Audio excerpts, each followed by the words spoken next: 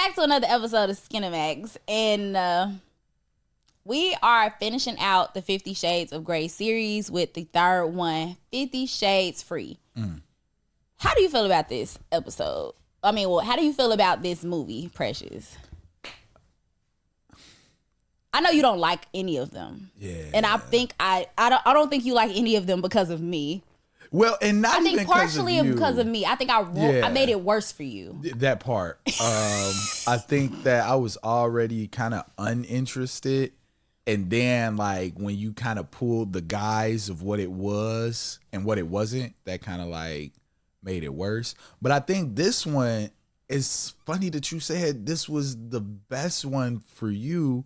I think this might have been, I'm trying to think, it might have been my least favorite. And I think it's because we predicted everything that was going to happen in the last episode. Right. So if y'all watched the last episode of Skinemax, y'all saw that we made the prediction that Jack and Elena was going to team up and do some like weird shit. Yeah. The crazy thing is, okay, I've seen all three of these. Mm-hmm. I didn't realize I saw all three of them until I just watched them again because it was so much longer. Like, it was so long ago. And, I do watch a lot of movies, so it's like it was all the way in the back of my mind. And then as I was watching 50 Shades Free, I was like, I saw this shit. Yeah, no. It was literally the moment when he was kicking her in the stomach where I realized, like, I saw this. It's the only part that kind of canceled out my prediction because somebody was supposed to die. Yeah. It was supposed to be that baby. Yeah. And Christian didn't want it. You know what I'm saying? Didn't like want it. That. And you know what? He was a nigga.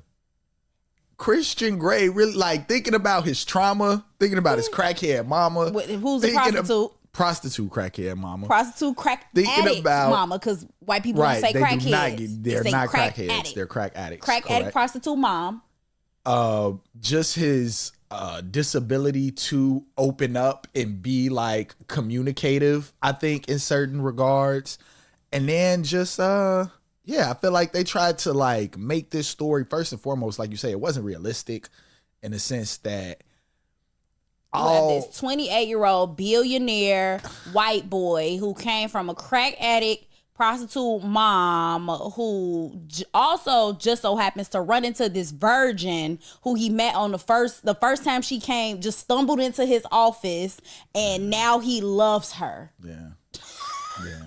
And we'll go to the ends of the world for this bitch. Yeah, like he almost died a couple times. Several times. And to find out in this one, him and the nigga Jack is fucking arch nemesis now. Arch nemesis. Are fucking orphan brothers, basically. Brothers, they grew up in the same orphanage. Like, what the fuck are we talking about here? It definitely was super dramatic. And I think that's why it was less sex in this one. And not that I was watching this for, like, to get my roll off, but that's what we talk about in this shit. And it was less sex in this one and way more just drama and wild ass situations that I can really look at. I'll never be in this situation. Mm-hmm. You feel me? Like, this will never, I don't know. Like, I'm trying to think. I think, was my girl, Anna Steele. I feel like she was a lot more bold in this one. Her switch energy really came out. Like, I felt like we kind of got hints that she was kind of a switch, but of course a submissive. But I definitely think her kinks were highlighted more in the third one versus the other ones. Like, it kind of felt like, oh, she's just doing what he's saying with some resistance. So it gave very vanilla sub. But now it's like, nah, you a brat. Like, you a straight up brat. And what I was gonna ask is, like, could we even call her a submissive more so than a bitch in an abusive relationship? Because ultimately, like we kind of discovered, he wasn't really truly a dom or 100% dom, so to speak.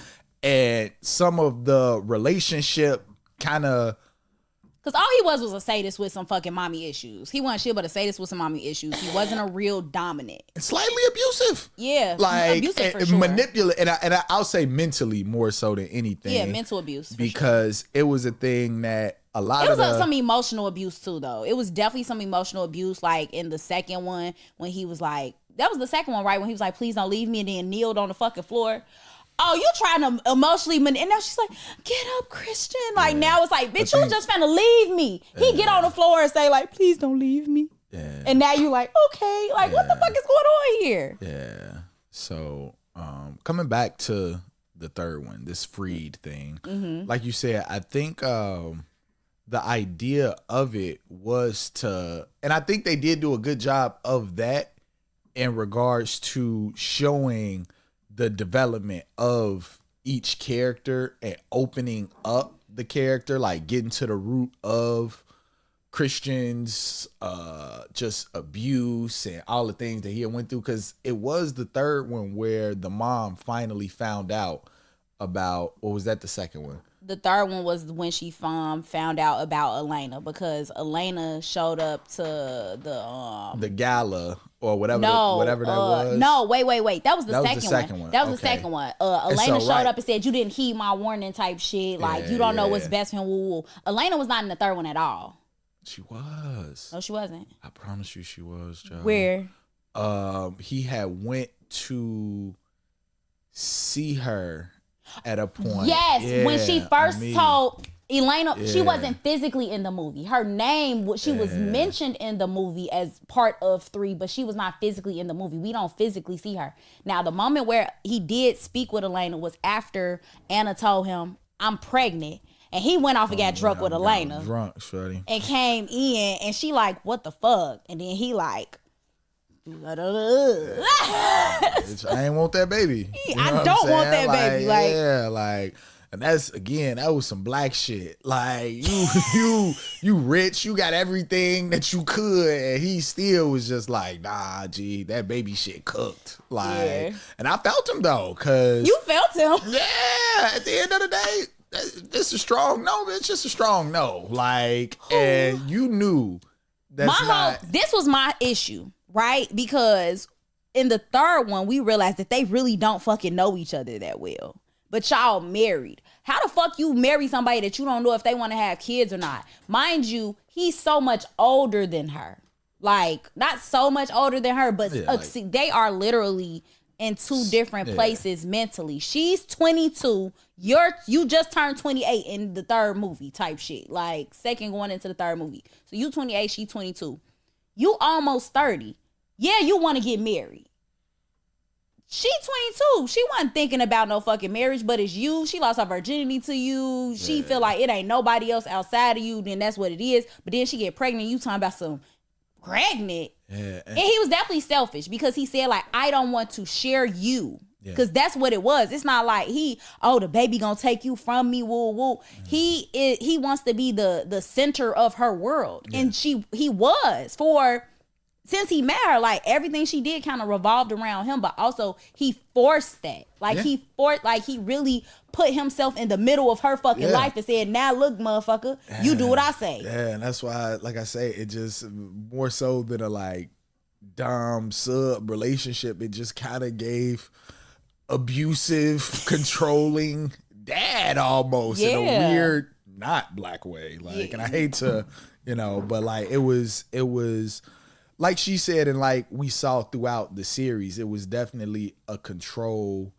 tactic that I feel like he implemented. That at some point we talk about grooming. I feel like he groomed, because again, even with her being, the idea of her being a sub, after seeing the third one, I feel like she wasn't necessarily a sub. Like, that's why I said she's a brat. Yeah, like, brat for sure. Yeah, she a brat for sure. And I think that him just being how he was made her submissive. But I feel like if it was like her introducing herself into the lifestyle and not coming to it through him, she probably would have been a switch maybe, or even a dom, because I feel like her, thinking about how we talked in the last episodes about like all the women that were around him that were kind of like primped and pretty, and that was all like working for him, and in his office